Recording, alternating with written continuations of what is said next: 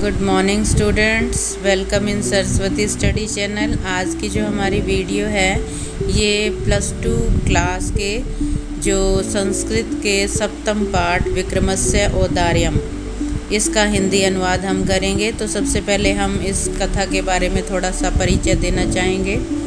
सिंहासन द्वात्रिशिका ये जो है 32 मनोरंजक कथाओं का संग्रह है और इसके अंदर केवल गद्य या फिर केवल पद्य या फिर गद्य और पद्य मतलब ये 3 तरह के पाठ पाए गए हैं। संग्रह में स्थित प्रत्येक कथा जो है वो धारा नगरी के राजा भोज हैं उनको सुनाई गई है और इस ग्रंथ का समय जो है वो 1018 से 1063 के अनंतर ही माना जाता है।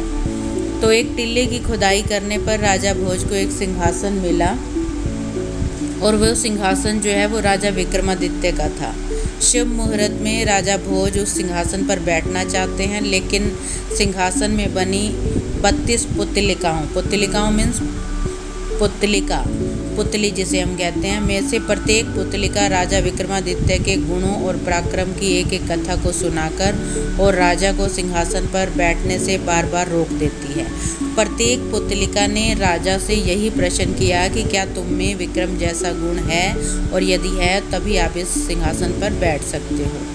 तो ये जो पाठ है सिंहासन द्वात्रिशिका से ही लिया गया है, विक्रमस्य औदार्यम। इसमें ये बताया गया है कि किस तरह से राजा विक्रम को ये जो संसार है वो असार यानी कि जिसका कोई सार ना हो प्रतीत होता है और अपनी उदारतावश वो संपूर्ण राजकोष को दान करना चाहते हैं और इसके लिए उन्होंने सर्वस्व दक्षिण यज्ञ का अनुष्ठान भी किया और उस यज्ञ में उन्होंने अपना सब कुछ परित्याग कर दिया और यहाँ तक कि समुद्र की ओर से प्रदान किए गए अद्वितीय 4 रत्न भी ब्राह्मण को ही दे दिए। तो इस प्रकार से विक्रम की बहुत ज़्यादा उदारता का परिचय इस पाठ के अंदर दिया हुआ है। तो प्रस्तुत है ये पाठ। पुनरपि राजा सिंहासने समुपवेष्टुम गच्छति। यहाँ पर राजा भोज के बारे में बताया गया है कि दोबारा फिर राजा जो है भोज वो सिंहासन पर बैठना चाहते हैं, इसीलिए वो सिंहासन के पास जाते हैं। ततो अन्य पुतलिका, तब अन्य मतलब दूसरी पुतलिका यानी कि पुतली बोली, भो राजन एतत् सिंहासने, इस सिंहासन पर तेनैव अध्यासितव्य यस्य विक्रम तुल्यम औदार्यम अस्ति। तेनैव मतलब उसके द्वारा ही, अध्यासितव्यम मतलब उसे ही बैठना चाहिए, यस्यम जिसकी, विक्रम तुल्यम मतलब विक्रम के समान, औदार्यम मीन्स उदारता है। भोजेन उक्तम, तो राजा भोज ने कहा, भो पुतलिके अरि पुतली कथ्य तस्यम औदार्यम, उनकी उदारता कहें। सा वदती वह बताती है, राजन यस्य तव अर्थीनाम पूर्यति, अर्थीनाम मतलब जो याचक होते हैं मांगने वाले, उनकी जो भी इच्छा होती है हे राजन, तस्य इप्सितम मतलब उस इच्छा को, देव यानी भी विक्रमादित्य के लिए आया है कि जो विक्रमस्य हैं विक्रम हैं वो संपादयति वो पूरी करते हैं। यच उक्तम कहा भी गया है, उत्साह संपन्नम दीर्घ सूत्रम क्रिया विधिज्ञम व्यसनेषु असक्तम शूरम कृतज्ञम दृढ़ निश्चयम च लक्ष्मी स्वयं वांछति वास हेतु। इस श्लोक में जो है ये बताया गया है कि जो लक्ष्मी है वो उत्साह संपन्न मतलब उत्साह से युक्त, दीर्घ सूत्री मतलब कार्य में विलंब जो है, अदीर्घ सूत्रम, अदीर्घ मतलब जो लंबा ना करें ज़्यादा काम को, कि काम को ज़्यादा लंबा न करने वाले, क्रिया विधिज्ञम, क्रिया विधि मतलब कार्य की विधि को जानने वाले, व्यसनेषु असक्तम, व्यसन यानी कि बुरी आदतों में असक्त मतलब जिसकी आसक्ति ना हो यानी कि ना लगे हुए, शूर यानी कि वीर, कृतज्ञ तथा दृढ़ निश्चय पक्का इरादा रखने वाले को निवास के लिए स्वयं चाहती है। वास हेतु, वास का मतलब निवास करना, स्वयं चाहती है लक्ष्मी।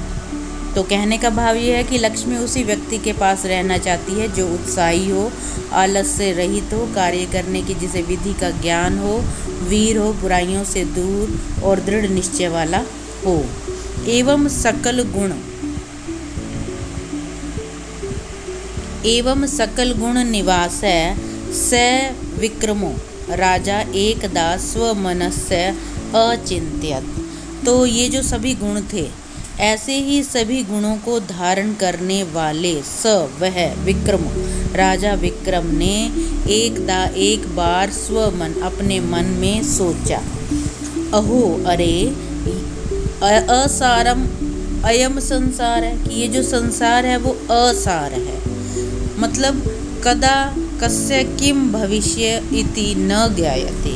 कदा मतलब कब, कस्य किसका, किम क्या, भविष्यति होगा, इति इस प्रकार न ज्ञायते नहीं जाना जा सकता। मतलब यहाँ पर जो भविष्य है वो किसी का हम ज्ञात नहीं कर सकते। तथा उक्तम और कहा भी गया है, वित्तम तद अपि दान भोगैर बिना सफलम न भवति यच उपार्जिता नाम। उपार्जिता नाम मतलब जो कमाने वाले हैं और जो उस धन को इकट्ठा करने वाले हैं, तदपि उनके द्वारा उस धन को दान और भोग के बिना वो सफल नहीं होता। मतलब जो इकट्ठा करने वालों का धन है वो दान और भोग, मतलब दो ही चीज़ों के काम आता है, या तो दान करें या उस धन का भोग करें, तो उसके बिना वो सफल नहीं हो सकता। और कहा भी गया है, उपार्जिता नाम वित्ता नाम त्याग एव ही रक्षणम तटाक उदर संस्था नाम परिवह इवा अम्भसाम। तटाक मतलब होता है यहाँ पर समुद्र से है, कि जो समुद्र यानी कि तालाब भी कह सकते हैं। उपार्जिता नाम कमाए गए, वित्त जो कमाया गया धन है उसका त्याग करने में ही रक्षण है। अर्थात कि जो हमने धन इकट्ठा किया होता है उसका त्याग ही उस धन की रक्षा का एक तरह से उपाय है। फिर आगे उदाहरण दिया है कि जैसे तालाब की गहराई, तट मतलब तालाब की उदर मतलब पेट के अंदर, अर्थात गहराई में स्थित जो अम्ब मतलब पानी है, उसका जो परिवहन निकास जो है वो निकासी में ही उसका जो है बचाव होता है। कि जो पानी गहराई के नीचे होता है ना तालाब के अंदर, उसका बचाव क्या है कि वो निकासी हो जाए उसकी, वो निकल जाए। अब पीछे और कहा भी गया है, दातव्यम भोक्तव्यम धन विषय संचय न कर्तव्यम, कि जो धन है उसके विषय में संचय न कर्तव्य, संचय नहीं करना चाहिए, भोक्तव्यम भोगना चाहिए, दातव्यम अर्थात देना चाहिए, धन विषय संचय न कर्तव्यम, कि धन के विषय में संचय नहीं करना चाहिए। और इस संसार में पश्य मतलब देखो, मधुकरीणाम संचित अर्थम हरन्ते अन्य, कि इस संसार में आप क्या देखते हैं कि जो मधुमक्खियों के द्वारा मधुकरी यानी कि मधुमक्खियों के द्वारा संचित इकट्ठा किया गया अर्थ मतलब जो शहद रूपी धन इकट्ठा करती हैं, उसका उपयोग जो है ना वो अन्य मतलब दूसरे लोग ही करते हैं, वो खुद नहीं कर पाती। तो इसलिए धन का जो है हमें संचय नहीं करना चाहिए, धन जो है वो दान देने और भोक्तव्य मतलब भोगने में ही उसका प्रयोग करना चाहिए। इत्येयम विचार्य, ऐसा विचार कर सर्वस्व दक्षिणम यज्ञ कर्तुम उपक्रांतवान, ऐसा सोचकर राजा विक्रम ने सर्वस्व दक्षिण नामक यज्ञ को करने का उपक्रम किया, मतलब निश्चय किया। तत् उसके पश्चात शिल्पी भी मतलब जो शिल्पकार यानी कि जो कारीगर थे उनके द्वारा मनोहर सुंदर मंडप तैयार करवाया गया। सर्वो अपि यज्ञ सामग्री समहरिता, और यज्ञ की सारी सामग्री को भी समाहरिता लाया गया। देवता मुनिजन गंधर्व यक्ष सिद्धाद्याश्च समाहुता, कि देवता मुनिजन गंधर्व और यक्ष सिद्ध आदि को आमंत्रित किया गया।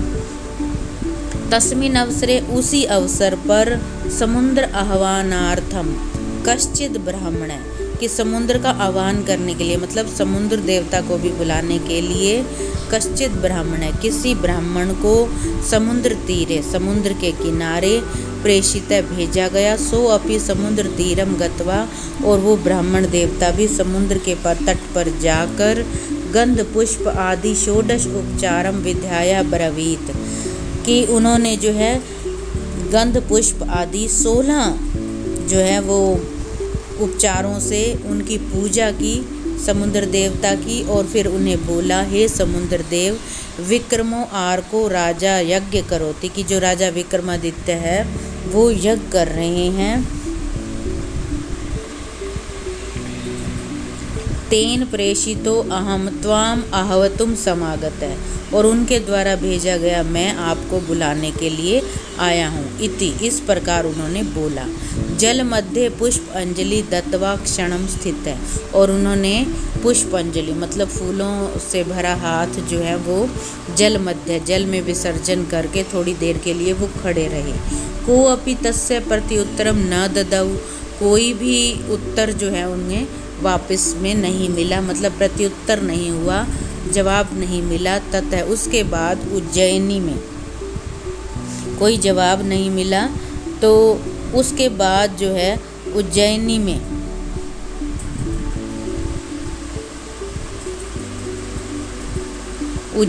में यावत जब तक प्रत्यागच्छति वो लौटते हैं, तावद देदीप्यमान शरीर समुद्रो ब्राह्मण रूपी सन तम आगत्या अवदत, कि जो देदीप्यमान मतलब शरीर रूप में आकर समुद्र देवता ने उन ब्राह्मण को जो है बोला। क्या बोला? हे ब्राह्मण, विक्रमेण असमान आह्वातुम प्रेषिस्तवम तहिर्तेन यस्माकं संभावना कृता स प्राप्तेव, कि विक्रमादित्य के द्वारा आपको जो है मेरे को बुलाने के लिए कहा गया है। तहिर, तो उसके द्वारा जो मेरा सम्मान किया गया है ना, स प्राप्ते, वो जो है प्राप्त कर लिया गया है, मतलब उस सम्मान को मैंने प्राप्त कर लिया है। एतद एव सुहृदो लक्षणम, और यही सुहृद मतलब मित्र, यही अच्छे मित्र के लक्षण हैं, कि उन्होंने जो है ना इस समय पर उन्हें याद किया, उन्हें सम्मान सहित बुलाया।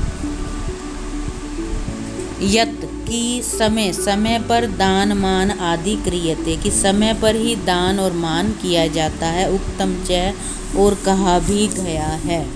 ददाति प्रतिगृह्णाति गुह्यम आख्याति पृच्छति भुंक्ते भोज्यते चैव षड्विधम प्रीति लक्षणम, कि ये जो षड्विध, ये 6 जो है ना प्रीति, प्रीति मतलब प्रेम के लक्षण हैं। कौन से? ददाति देता है, प्रतिगृह्णाति वापस लेता है, गुह्यम, गुह्यम मतलब गुप्त बातों को, आख्यति कहता है, पृच्छति पूछता है, भुंक्ते भोग करता है, भोज्यते खिलाता है। ये जो हैं 6 प्रीति लक्षण मतलब प्रेम के लक्षण कहे गए हैं। दूर स्थिता नाम मैत्रीम नश्यति, दूर स्थिता नाम मैत्री नश्यति मतलब जो दूर रहने वालों हैं उनकी मित्रता जो है वो नष्ट हो जाती है। समीप स्थिता नाम वर्धते इति नैवाच्यम, और समीप रहने वालों की बढ़ती है, इति नैवाच्यम, इस प्रकार ऐसा नहीं कहना चाहिए। गिरौ कलापि गगने पयोदे लक्षांतरे अर्काश्च जले च पद्मम इंदुर्द्विलक्ष्ये कुमुदस्य बंधुर्यो यस्य मित्रम नैहि तस्य दूरम। तो इसमें ये कहा गया है कि दूर रहने वालों की, जैसे ऊपर बताया गया है कि दूर रहने वालों की मित्रता नष्ट होती है और समीप रहने वालों की बढ़ती है, ऐसा नहीं करना चाहिए। क्यों नहीं कहना चाहिए? यस्य मित्रम, कि जो जिसका मित्र होता है उसका मित्र जो है वो नैहि तस्य दूरम, उससे दूर नहीं होता। जैसे अब ये बताया गया गिरौ, गिरौ मतलब पर्वत पर, कलापी यानी कि मोर, गगने, गगन मतलब आकाश में, पयोद बादल, लक्षांतरे, लक्षांतरे मतलब लाखों योजन की दूरी पर, अर्क, अर्क मतलब चमकने वाला सूर्य, और जले मतलब जल में, पद्म मतलब कमल, तथा द्विलक्ष्य, द्विलक्ष्य मतलब 2 लाख योजन की दूरी पर रहने वाले कुमुद, कुमुद पुष्प का जो बंधु, बंधु मतलब मित्र है, वो इंदु, इंदु मतलब चंद्रमा है। कहने का मतलब यहाँ पर ये है कि जब रात होती है तो जो कमल का फूल होता है ना, वो छिप जाता है, क्योंकि वो अपने मित्र से दूर हो जाता है, और तो चंद्रमा जो है उसका मित्र होता है।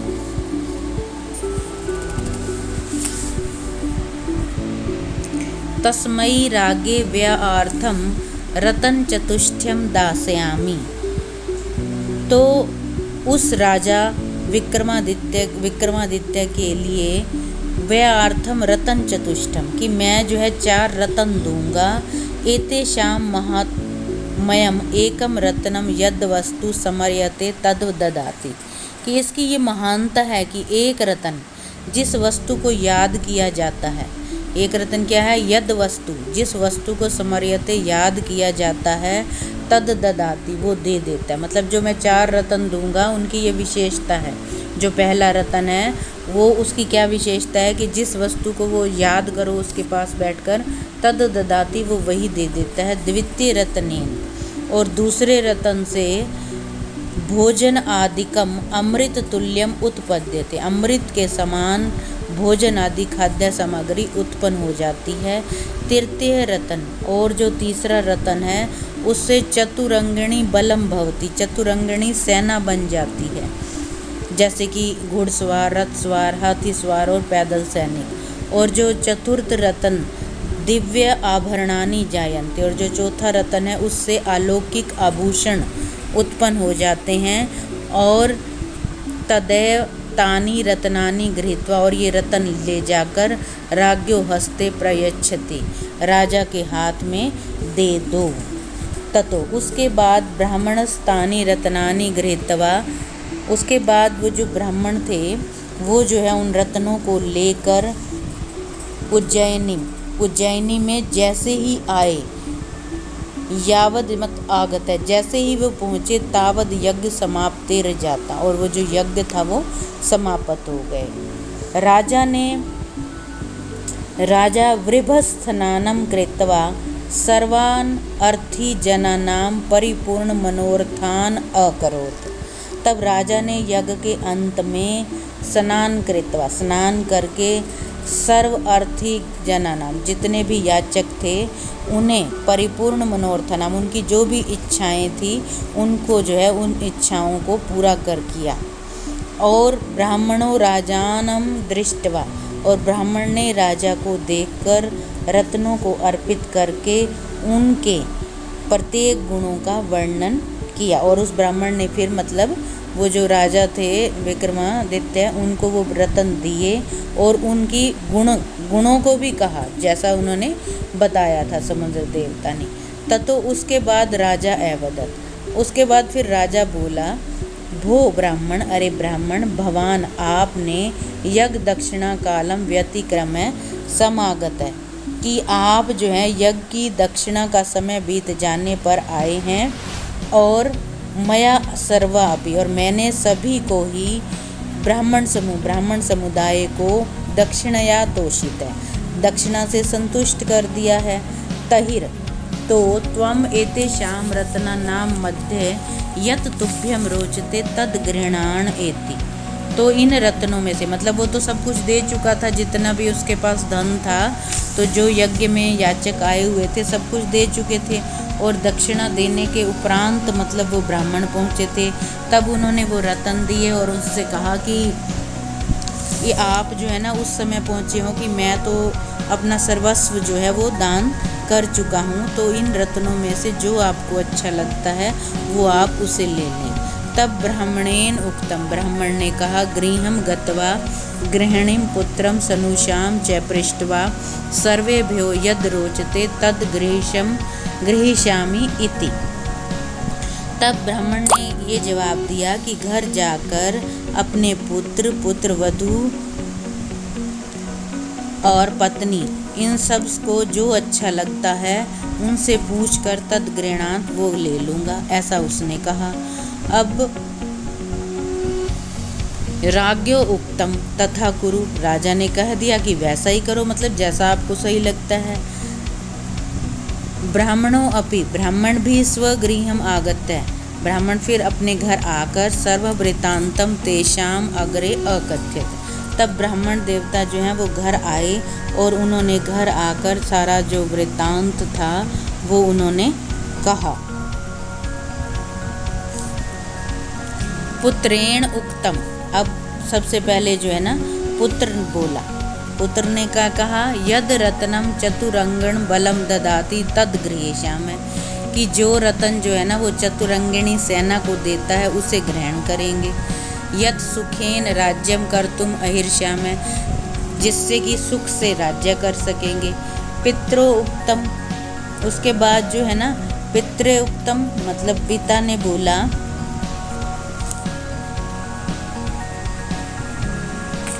बुद्धिमताम राज्यम न प्रार्थनीयम, की जो बुद्धिमान होते हैं वो राज्य की इच्छा नहीं करते।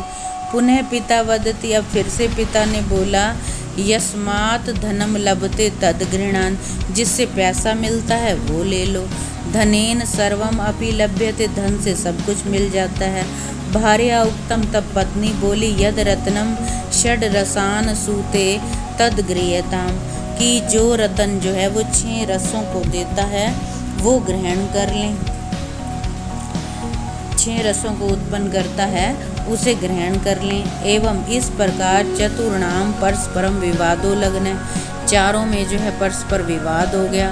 ततो ब्राह्मण राजा समीप आगत्य, तब ब्राह्मण ने राजा के समीप आकर चतुर्णाम विवाद वृत्तांत एकत्रित, चारों विवाद का जो वृत्तांत था वो आकर राजा को बता दिया। राजा अभी तच्छ्रुत्वा, राजा भी वह सुनकर तस्मै ब्राह्मणाय चत्वारि अपि रत्नानि ददौ, तब राजा ने जब यह सुना तो उस ब्राह्मण को वो चारों रत्न ही उन्होंने दे दिए।